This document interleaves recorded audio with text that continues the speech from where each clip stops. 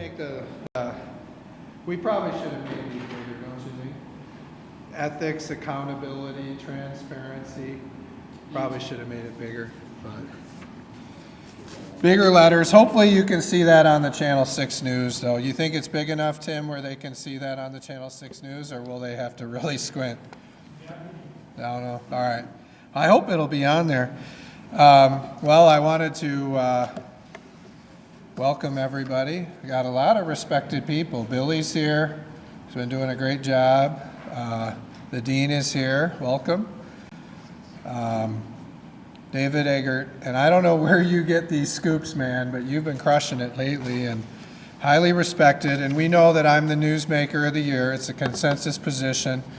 That's why we don't put it on the podium anymore, because once we got it from Cranes and the Midwesterner, it was over. We knew it was a consensus position.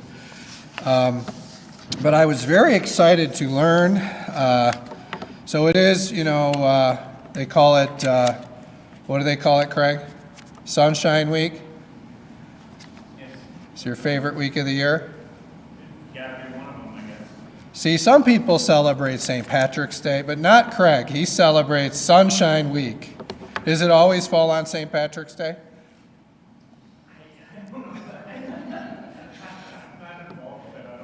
He doesn't even know when St. Patrick's Day is because he's so focused on Sunshine Week. There's no week where Craig's happier. And so I was very pleased. I received this letter. And you know me, I am the number one ethics, accountability, and transparency legislator probably that you guys have ever covered. And I've done more for ethics, accountability, and transparency in the state capitol than any leader probably ever. And we all know the crowning achievement of ethics, accountability, and transparency up here at the Capitol, something that a lot of people are celebrating during Sunshine Week, is HEAT, the Hall Ethics, Accountability, and Transparency Plan. We remember this is forcing the politicians to disclose their pork spending, something that they never did, and they would sneak these things in the budget in the middle of the night. We'd spend hundreds of millions of dollars this way, and then months later we'd find out what was in there, and often it was not a good use of taxpayer money. So I was very pleased to receive this letter earlier this week from, I guess, what most people consider to be one of the premier transparency and accountability organizations out there. MI State, the Michigan Sunshine Transparency Accountability for Taxpayer Expenditures Organization is a group of transparency and accountability advocates who have come together to review state legislative activity and conduct with regard to Michigan government. And they wrote me earlier this week to tell me, "We are pleased to inform you that you have been selected as the sole recipient of our Sunshine Advocate Award. While we reviewed many pieces of legislation and overall legislative activity, we note your advocacy for and passage of the HEAT Plan, the Hall Ethics, Accountability, and Transparency Plan. We view the HEAT legislation as one of the single most transparent actions of the Michigan Legislature over the last decade, one that will provide sunshine for the Michigan budget for years to come. It is our belief that the HEAT process will save hundreds of millions of taxpayer dollars in the years ahead and has already caused a fundamental shift in the way state legislators appropriate funds. Congratulations on your tremendous work on behalf of Michigan taxpayers." Wow. "You are receiving this Sunshine Advocate Award, but Michigan taxpayers are the real winners." And that's from the Board of Directors of the Michigan Sunshine Transparency Accountability for Taxpayer Expenditures Organization. So I understand they're going to present me with an award very soon. We don't have it today for Sunshine Week, but that's big, and I appreciate that the organizations like MI State, or you think it's called My State, I don't know, but they give out an award for sunshine advocates like myself, and I'm very honored that I'm the only one that received this award from them.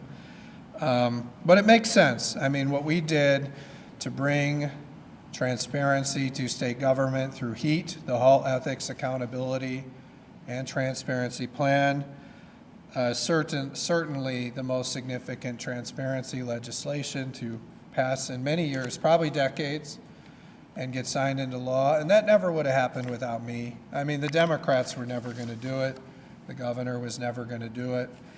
I made that happen because what we did was and I'm going to tell them this when I receive their award, what we did is we forced them that they couldn't get the pork unless they did the transparency, and they hated that, and it dragged the budget out, all the way to September 30th and a little later than that. And then finally, they wanted the pork so bad, they agreed to the transparency and the permanent law change, and now everyone will have to have 45 days before they can get a pork project. They've got to list who's asking for the money, who's the beneficiary, no corporations receiving the money. The organization must exist, and often the organization would not exist, and they would ask for the money, mostly Democrats, and then once they got your taxpayer money, they would create the organization and then have the taxpayers pay their startup costs. That can't happen anymore. Now the organization must exist. And it's funny we have to do stuff like that, but we do. Now there must be a public benefit. They have to explain other sources of funding. There has to be a completion date. We have to know when it's going to be complete. And we learned much later why that's important. When you put things in the budget without anyone knowing the completion date, then it can get blocked. And we did that in December. We blocked a lot of that wasteful spending, and we're saving the taxpayers about $369 million in the waste, fraud, and abuse that we blocked the Whitmer administration from spending that's now under preliminary injunction. We're going to get a deal that makes much better use of that money than waste, fraud, and abuse, which is where it's going now. That's where the Whitmer administration is proposing to spend it, most of it at least. We're going to spend that on a lot smarter things to get better value for your tax dollars. I mean, heat was remarkable. So we're still working on some other very critical sunshine legislation. We all know about the Samsung Retention Act, which, unfortunately, Winnie didn't get it done fast enough, and we're losing Sam, something I didn't want to do when I endorsed Aaron Camilleri, but we're losing Sam. And I tried to keep him in by passing the Samsung Retention Act, but maybe if we still get it done. And I saw your interview, Mr. Skubik. I think he left the door open. I think he might still be a multi-client lobbyist. That was kind of he left a little wiggle room there. He's like, well, I don't know if I thought about that, so I don't know if I've considered that. So we'll see. I think he's still going to try to be a lobbyist. So if we block if we get the Samsung retention bill passed, we don't ever have to worry about him becoming a lobbyist. But we need to stop this revolving door where the politicians, they become lobbyists. And we know that some of them become lobbyists while they're politicians. And part of Sunshine Week is shining a light on this. A lot of these guys likely make deals before they leave the legislature. We know the ones that are lobbying while they're in the legislature are certainly making those deals. But I remember in lame duck, I had to look and say, hey, I hope none of these guys are lobbyists or have deals with lobbyists, because I want them voting, after the election in those critical weeks. I want them voting for their constituents, not for the lobbyists. And fortunately, I think all of our guys were on the up and up, and so we were able to do the walk-off, and we were able to do the things that we did in order to stop hundreds of horrible bills that would set Michigan backwards. But that's something you legitimately have to worry about, and that's why we have to stop the politicians from becoming lobbyists and entering deals to become lobbyists while they're politicians. And then we need a period of at least 2 years where they can't be politicians after they leave the legislature. Public service should not be about enriching oneself. So we're working on that, and you saw what Michelle Lang did. She was the Whitmer administration official who recently left as a cabinet official to become a lobbyist. And I suspect many more will become lobbyists or already have deals to become lobbyists and will become lobbyists shortly. And we need to end this revolving door in order to get rid of any fear or concern that these people are entering into deals to become lobbyists. We're also working on, and I think we'll get that done before the end of the term. I do think we'll get a deal on ending the revolving door. We're working on stopping the NDAs and non-disclosure agreements. That's an important part of Sunshine. It's probably another reason that I received the award from my state, but we're going to end the NDAs. All these Whitmer administration officials and Democrats entering into NDAs, and then we don't know what they're talking about, and they're bringing in these data centers, and they're bringing in the battery plants and all these things. We're going to end that. And, you know, you look at it, I think the data centers would do much better if they just worked collaboratively on the front end with their local communities rather than coming in all secretive and with NDAs and not telling anybody anything. That strategy has not been working, and you see the results of all the uproar in all these local communities. So we're going to end the NDAs. We're looking forward to that, and then we're working on requiring a 2/3 vote for votes during lame duck. That's an important part of sunshine and transparency. People should be able to vote for politicians based on their record. And most of that record should occur before the election, not what we see now, which is, I think under the Democrat trifecta, most of the bills, at least it was about half the bills, they tried to move after the election. So they do nothing before the election, and then after the election, they try to move all these bills. And because of brave Democrats like Karen Whitsett, we stopped them from doing that. That doesn't make sense. If you're going to do something, do it before the election. Don't wait until after the election and try to ram through more than 50% of the bills. They're there for 2 years, and they try to cram probably more than half the bills into the time frame 3 weeks, between the election and Christmas or whatever it is. It's ridiculous. So we're going to end that too. That's going to do a lot for sunshine. So I think it's very likely I'll be considered for the My State Award next year too if we get some of these things done. But I'm very grateful to them for giving me their award. Just going on to a couple other issues. And I try to take this moment to educate the media. So I saw some very fake information coming out from someone that I know. Now I know Ed Noyola, and Ed Noyola, he says very good things about me. He's one of the leaders of the County Road Association, I believe, and he said very positive things about me and the work that we're doing. You know, we never would have got a roads deal if it weren't for the House Republican majority and myself. We saw nothing happen on roads during Governor Whitmer's first 6 years until I put a plan on the table and we got it done, and Ed Noyola knows that. But there is someone else who probably is related to Ed Noyola. I don't know this person, never heard of her, but she was trying to say that the clean energy is less expensive, more affordable than the regular energy, the natural gas.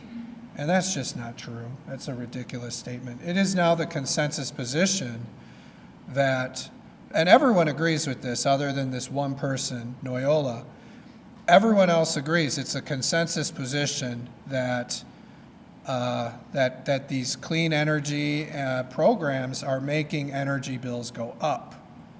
It's not right. This is much more expensive than the regular natural gas. If you use natural gas, it's reliable, it's affordable, but if you switch to the wind and solar, it's not affordable, it's not reliable, it raises the cost. And I would point out, by the way, that, and whoever, I don't know this person, Noyola, but I like Ed Noyola, but I don't know this one. She says, she's one of these groups that are receiving the money. And they're receiving the money, and I would just say we want to get rid of these lobbyist groups and these political groups from getting the money from the ratepayers. So your bill is paying for this group of people to advocate for more wind and more solar, and that's raising your bill. And the argument they make is that it lowers your bill. And I know the Michigan Public Service Commission claimed they're not raising your bill, but Craig, I think you debunked that. And then I found a second source and I said, okay, all right, this is believable. The rates did go up much faster than what the Michigan Public Service Commission says. And what we found is the rates are going up a lot, and they went up $1 billion in the last 3 years, and they went up much more before that. So if these groups were actually doing their job, you wouldn't see the rates go up. So you're paying them. They're advocating for wind and solar, and the rates are going up. So it's not working. So I say that we stop paying these lobbyists and these other groups to advocate for these ideas that are raising your rates. And by the way, we're going to wipe out that rate increase when we force the utilities to lower their rates by $1 billion and freeze the rates for at least 2 years. We're going to wipe out the 3-year of rate increases. We're going to roll that back. But I'll show you this. So, the highly reputable Mackinac Center points out that the Democrat energy bill would raise your rates of average cost of $2,746 per customer, or an additional $228.83 on your bill. So the Democrat wind and solar plan is actually raising your rates by about $2,746 a year. That's the highly reputable Mackinac Center points that out. That's why we need to get rid of the wind and solar mandates, and we need affordable and reliable energy. And we're going to force them to use affordable and reliable. Those are going to be the only two factors used in determining what to do on our energy, and it's going to lower your rates dramatically.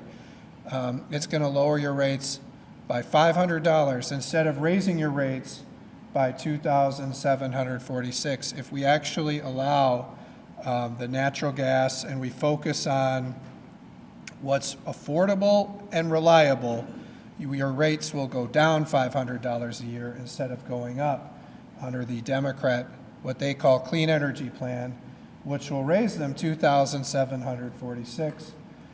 And I know a lot of you are more comfortable with Berkeley, some of these things, than the Mackinac Center. But what's interesting about their study, and we have time to look at all these studies. People ask, how can you do it? But I do.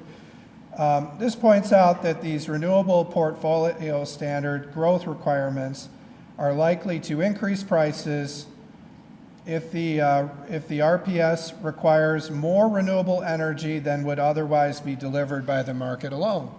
That's what they're saying is, we're going to force wind and solar beyond what the market will do alone. And even according to the Berkeley lab, this is going to lead to higher rates. So that's a consensus position. And hopefully this person, Noyola, will admit the truth. So we're going to get rid of these political groups from you're paying them to raise your rates and force things on you that are going to lower reliability and increase your bill by $2,700. It's not right. I think we probably got 2 weeks here to get this Selfridge deal done. I appreciate what John James has done. John James moved forward, putting a request in to fund a lot of the federal parts of the Selfridge Air National Guard modernization that we need to do to get the 21 F-15EXs that the Trump administration is working to get us for a new fighter mission for Selfridge Air National Guard Base. I know David Eggert did a great job of tracking down information which shows this plan, something that we've been working on for many months behind the scenes as a team. We need $152 million for the runway. We sent over a bill about 2 weeks ago, I think, from Ron Robinson to get that done so that we can start building the runway so we can get these fighter missions before President Trump leaves office, thus guaranteeing that we will actually get these missions. We don't want to risk that a later presidential administration will reverse this decision. It really took President Trump and Secretary of War Hegseth going above the Army bureaucracy and the Air Force bureaucracy and bringing this fighter mission to Michigan. Based on my conversations with the with the Trump administration and the Air Force Secretary. I'm very concerned that if we don't get this supplemental done before we go on spring break, that we're putting this mission in jeopardy. The blame for jeopardizing this mission would land squarely at the feet of Kevin Hertel and the Senate Democrats. We shouldn't jeopardize this. We need to get this runway built. We need to do it as quickly as possible because we're asking for a very aggressive timeline to keep this Air National Base open and to build this runway so we can get the fighter mission earlier than what was initially planned, so we can get it before President Trump leaves office. They say this has an $850 million impact on economic impact, this base, so it's really critical. It's important for our national security, the proximity to Russia and some of our newer threats. Maybe we're not threats 20, 30 years ago, but our threats now.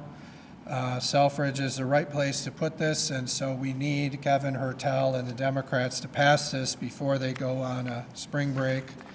If we wait, it really probably isn't going to happen based on the timelines, and I think that would be a shame. Likewise, we're working to try to get a deal on the Interstate Medical Licensure Compact. I'll note that the Democrats failed to address this during their trifecta. The House passed this bill with 105 votes under Democrat Speaker Joe Tate, and Winnie Brinks sat on the bills along with the Senate Democrats. They did nothing with these bills. We saw that again last year in 2025 when the House sent this bill over. Again, with I think 102 votes, we sent this over last year in March. The Democrats did nothing with it. This February, we sent it over again, and we're seeing the same result. So this has occurred under Democrat speakers. It's occurred under now a Republican speaker. The Senate Democrats will not pass this bill.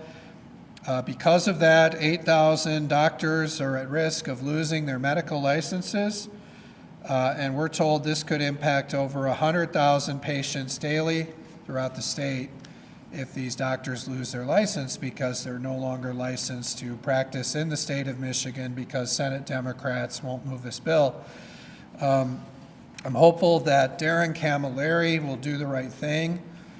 And I think that if Darren Camilleri is blocking these bills because he does not want other downriver legislators to get the credit, it's a shame. I don't see how that does any service to his district. And downriver, if the senator from downriver is blocking all the legislators from downriver bills and some kind of attempt for him to get the credit, I would encourage him that things go much better when you work as a collaborative team, something I've been doing with Governor Whitmer and our U.S. Senators, Slotkin and Peters, and John James, and Lisa McClain, and Bill Huizinga, working with our congressional delegation, working with our U.S. Senators and the governor to deliver on things like FEMA funding for northern Michigan, to deliver on Asian carp and protecting our Great Lakes, and to deliver on a new fighter mission for Michigan. You can do a lot more by working together than what Darren Camilleri could be doing, which is blocking the bill that Riley Linting has because he wants all the credit for downriver. That's doing a great disservice to downriver. I would encourage him to go to Winnie Brinks, show his leadership potential, and say, let's get this done for the doctors. It's ridiculous what's going on over there. And I give Mike Duggan credit. He pointed this out.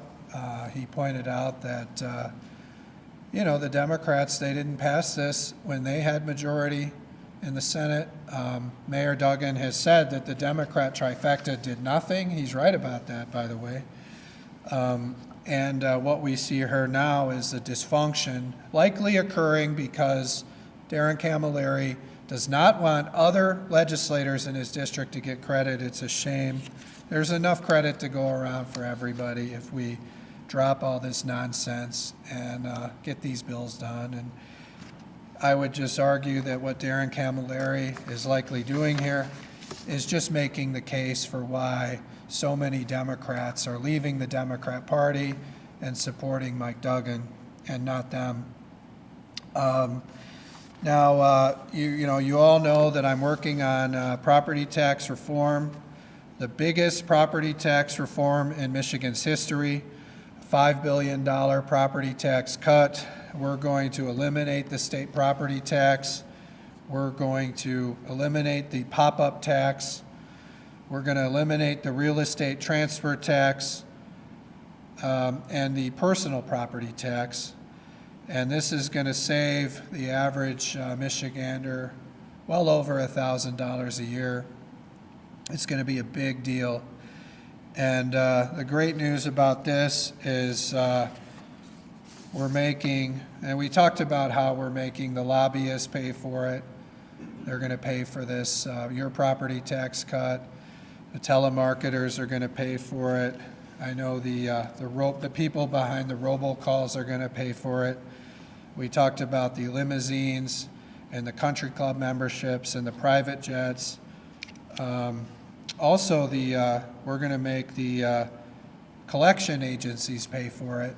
They're going to pay for it. And all these groups, we're going to tax them, and they're going to pay to lower your property taxes. And it's going to be the biggest property tax reform in Michigan's history. $5 billion property tax cut. You're going to save $900 on average when we get rid of the state property tax, and you're going to save at least $150 or $250 a year when we force the utilities to lower their rates by over $1 billion, wiping out the last 3 years of rate increases. So that's going to be big. And this pop-up tax, so many people are going to be able to move into homes that they want to move in without their property taxes doubling or tripling. That's going to be huge, and it's going to put more homes on the market, and that's going to bring housing prices down. So these are very big moves that are coming. We're doing a lot on healthcare affordability. We're working to force the hospitals to open their books, and we're going to look at their books, and we're going to see their profits, and we're going to make sure that they're not overcharging ratepayers. We're also looking at the vertical integration of these PBMs, these middlemen that are, they're in there and they're just forcing you basically through a monopoly to use the pharmacies that they own. And this is also forcing you to pay more for your drug costs. So we're looking at the PBMs and the insurers. We're looking at the hospitals. We're doing a lot of things here, and we're going to dramatically lower your property, or we're going to dramatically lower your healthcare costs when we do that. So that's going to be a big thing. So I'll stop there. Take any questions if there are any. That was a lot, wasn't it? We've had a lot going on, Ben. Yeah, go ahead. Hi, I don't believe you met. My name is Owen McCarthy. I'm in Curtis. Oh, wow, okay. Yeah, this is an upgrade, by the way. Much better than having Kyle here. I wanted to ask, you talked about the importance of getting this Selfridge deal done. Yes. Obviously, you'll need the Senate. Have you talked to Senate leadership about getting this done? Well, I've talked with the governor, and I've talked with our U.S. senators, and I've talked with our congressional members, and ultimately we'll see what the Democrats want. Do they want to get a new fighter mission for Michigan, or do people like Kevin Hertel want to jeopardize it by delaying it to the point where it won't happen? So that's what they're doing. Is there a reason you haven't spoken to Hertel yet about? Well, Kevin Hertel is the kind of guy who just takes credit and doesn't do the work. So I don't know. I think he may want to jeopardize the mission. I don't know why. Maybe he hates Donald Trump so much. He has Trump derangement syndrome. He wants to jeopardize the mission. I have no idea. But Kevin Hertel was smart. He would listen to the coalition that's actually working on this across party lines, and he would get this done. Go ahead. You mentioned Kevin Hertel and Yeah. Larry Yeah, very weak. Opposed to the Selfridge. Very weak people, Camilleri and Hertel. You guys are on spring break next week, and the Senate will still be in. Have you talked to Senate Majority Leader Rings about what you would like to see done before spring break? So we've made it known to them that we want to make a deal, and we're waiting for a response. Go ahead. Talk about supermajorities to adopt bills and then not. Right. Is that something you want to get done this year, or what's the mechanism? Yeah, we'd like to do it. I think we need I think that you'd want to see a super majority to get something done in lame duck. That's what we want to do. And I think that this would really help as part of my sunshine initiatives under heat. And even though this wasn't part of heat, it's still all under the same theme of sunshine. What they do, especially the Democrats are the masters at this, but they wait until after the election and then they move all the bills. That's what they try to do, and then they hope the voters are going to forget it 2 years later. That's why by making it a 2/3 vote after the election, then largely it'll be consensus issues. I mean, you need the flexibility to do it after the election for emergencies and consensus issues that arise. But what's been happening in Lansing for a while now, and really accelerated under the Democrats, is they try to wait until after the election, and then after the election they try to move the bulk of legislation when they're furthest away from the voters having a say, because it's occurring 2 years before the next election. That's what they do. We're trying to prohibit that, but we need a very high vote threshold, I believe, in order to get that done. Would it be an amendment? Would it have to be I believe, constitutional? yeah, I think so. Do you guys remember, Wiggins? I think it was a very high threshold. I think it's a constitutional amendment that we had to do because right now it's been stalled because of Democrats opposing it, is my understanding. Now, we might put it up for a vote and see what they do. Let's see. Maybe they'll vote for it if we put it up for a vote. But they're trying to block it right now behind the scenes through, what they do is they tell us they're going to vote against it. But my guess is if we put it up, they'd vote for it. But I think they're trying to work against it behind the scenes. So we'll see. Maybe we'll put it up for a vote. But it'd be much better if we could just work it out before we put it up for a vote. But I believe it was a 2/3. And I believe it was a constitutional amendment, but we need to do it.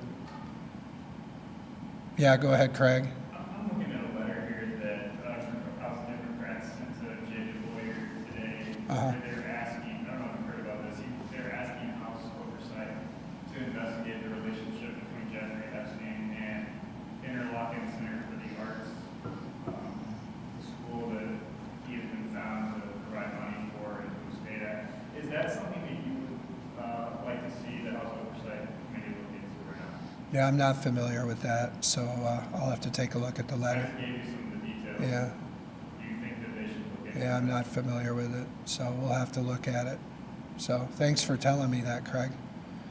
We'll look at it and talk to Jay, but a lot of what they do up here, the Democrats, is they communicate by letter, so they won't talk to me or talk to Jay, but we'll look at that. We'll try to understand what the connection is. They were And talking to Jay today about it. were They they mentioned it at the meeting this morning. in the oversight meeting? I got it. Well, we'll look at exactly what their argument is and what the connection is and how the jurisdiction would work. So we'll look at it, but I'm not familiar with it. I haven't seen it. But thank you for telling me. Yeah, go ahead, Remington. Let's put it on a baseline level. Do you think it would be concerning for a prolific pedophile to have such a relationship with a school like this? Yeah, I'm not familiar with what the subject is, so I'd have to look at it. Yeah, go ahead. On the wood projects lawsuit, the House Republicans and TNU said they think you're on a track toward a settlement. Why do you think we can get a settlement? What are the reasons that? The deal. Yeah, so you saw that the judge granted us our, I guess it was a joint motion to give us about, I think it was like 8 weeks to delay his decision so that we could have some time to negotiate a deal on the work projects. You know, we had originally asked for 2 weeks. I mean, I think it's well known that I'm probably the best deal maker up here at the Capitol, but 2 weeks was a pretty narrow period of time to get a deal.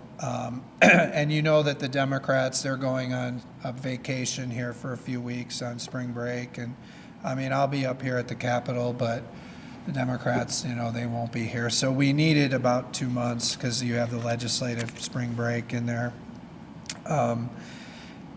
What we're doing is we're trying to get a deal. We want to protect the authority of the legislature to continue to weigh in when the administration is misspending money. And we also want to ensure that we make a better use of these tax dollars than waste, fraud, and abuse. So as we're entering into those conversations, we're looking at how do we get a better use of this money than waste, fraud, and abuse, and how do we protect the legislature's authority to continue to reject wasteful spending. So we're working through that, and you know, it's encouraging that the administration wants to continue the negotiations over the next 2 months, and I'm hopeful we'll get a great deal that'll spend this money better and protect the authority of the legislature to stop future wasteful spending. And I'll just point out, this $369 million would go a long way to addressing some of our budget shortfalls. And if this continues under preliminary injunction past the budget, then they're going to have to make bigger cuts because they're not going to have the $369 million. It's going to be under preliminary injunction potentially, or we win the case and then it, you know, and then they're not in a good position. So I think it's important for everyone to try to resolve this with a deal, and I hope we get a deal because they're going to need this money. Yeah, Tim, go ahead.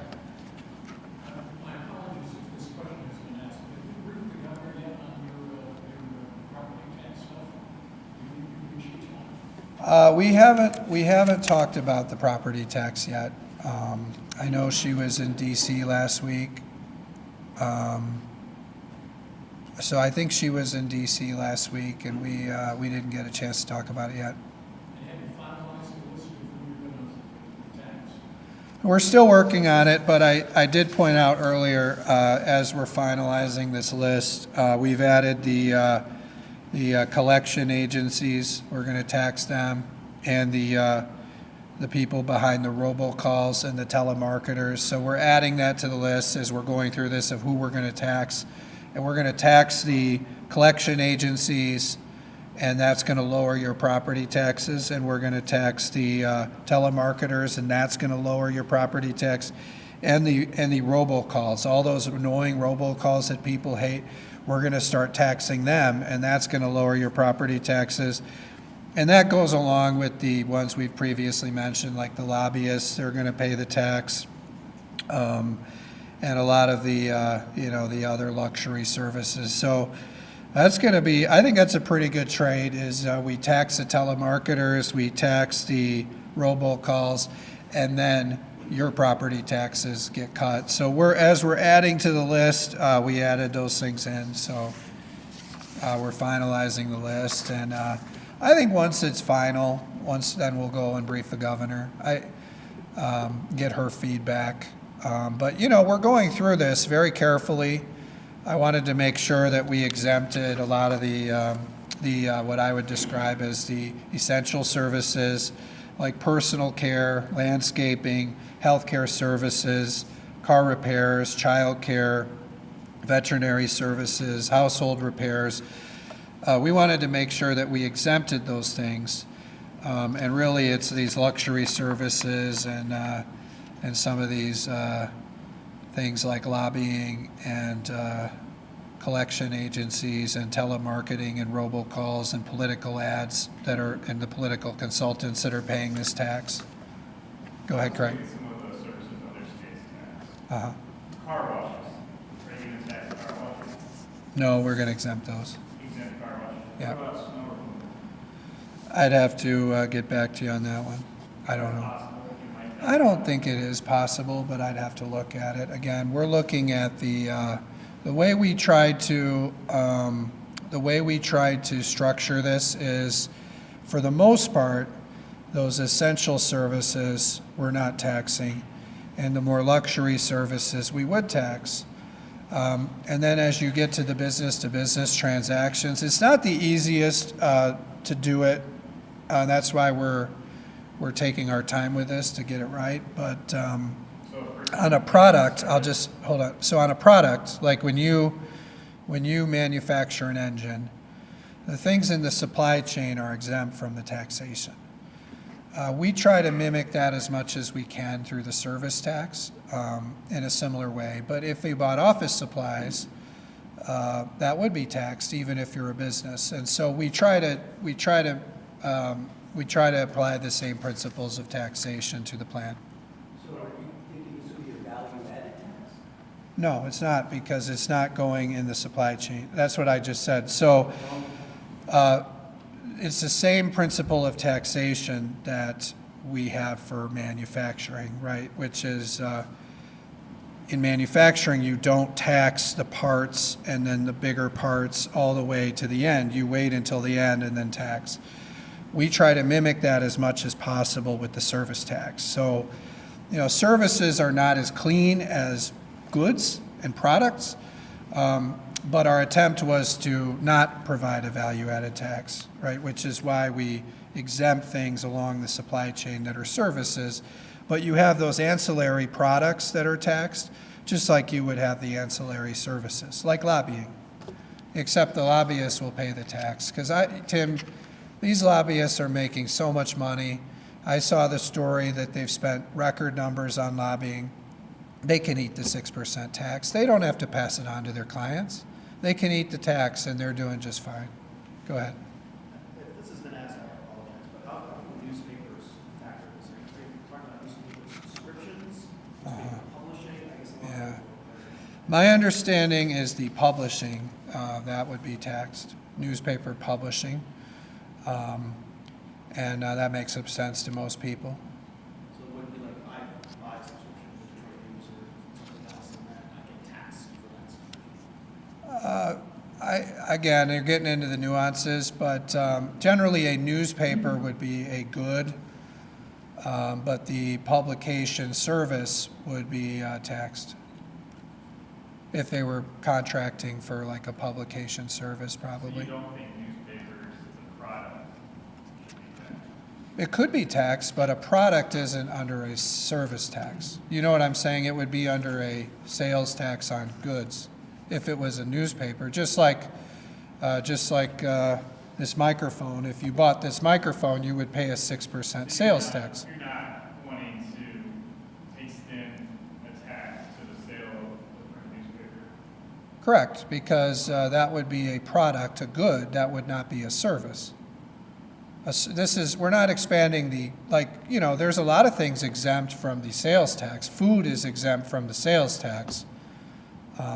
If newspaper is exempt, I haven't looked at that. We're not proposing adding that in because we're not touching the goods. We're only looking at the services. So, that's why we're taking our time here, because it gets very complex. But if you provide a service of newspaper publishing, then someone would pay a 6% sales tax for that service, just like if you provide a service for lobbying,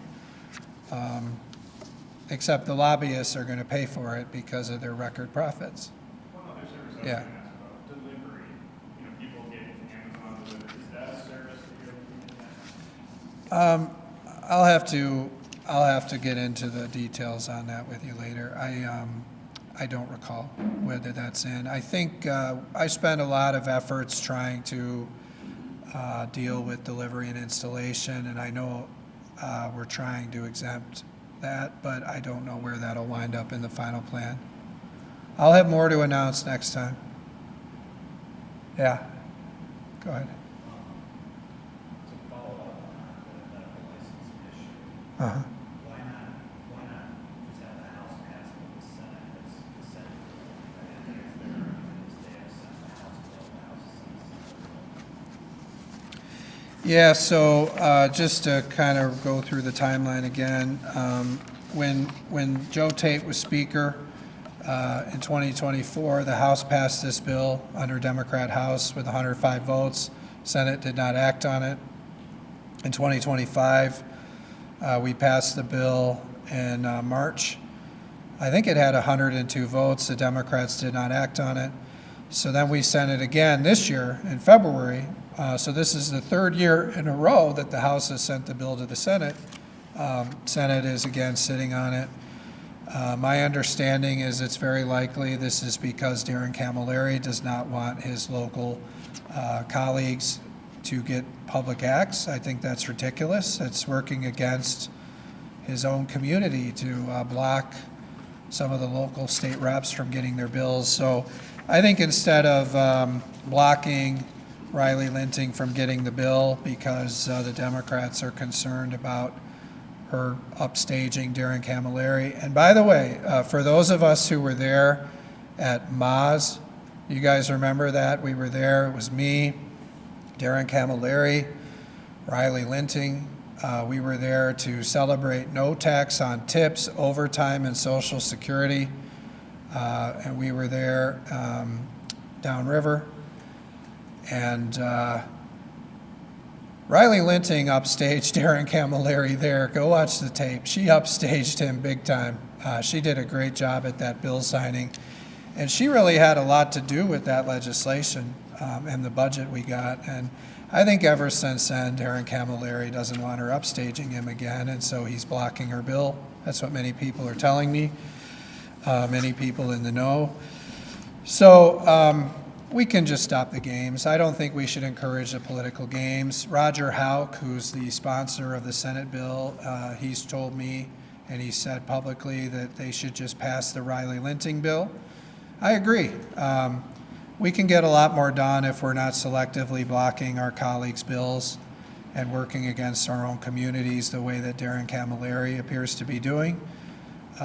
He just doesn't want to get upstaged again. I mean, he got upstaged big, and we were over there, I believe it was in Trenton, and right down the street was the bridge that Riley Linting got in the budget to fix that bridge right down the street from there. So we got to take a look at that too. So that was a good day.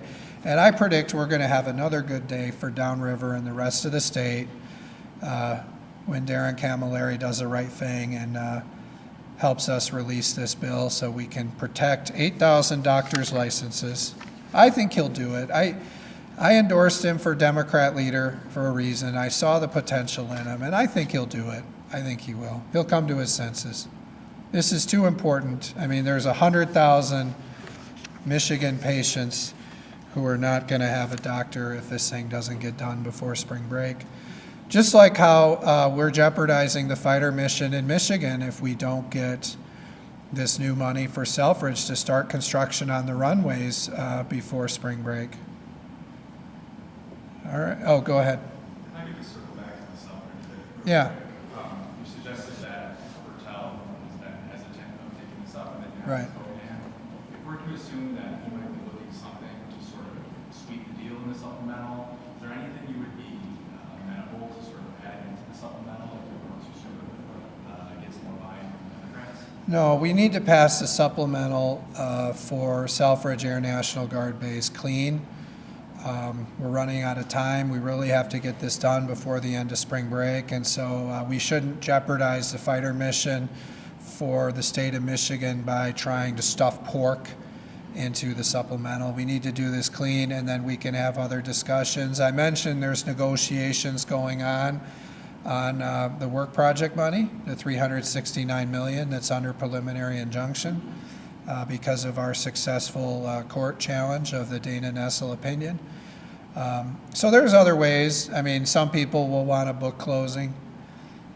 So there are other ways to do it, but this is so critical to get done before spring break because of the timing. If we don't get it done, we're jeopardizing the mission because we're pushing. We asked for an aggressive timeline, and the Air Force Secretary told us, if you want to meet the timeline, we'll do it. You've got to get us that runway, and the time is really, it's got to be done before we leave on spring break, or else Kevin Hertel and the Democrats are jeopardizing the mission. And I saw his public comment about doing it with the July 1 budget, and that we'll never get it done. It'll miss the deadline, and then you're jeopardizing the mission. I don't know why Kevin Hertel would want to do that. So, all right, well, I appreciate it, everyone. Look forward to our discussion again. Do you think I should come in during spring break and do this? We'll see. We'll see if I do it. All right. I know, Eggert, you would be here, but I don't know if the rest of them would. I would. Yeah, Remington, he's a machine, man. Every night. Every night. All right, see you guys.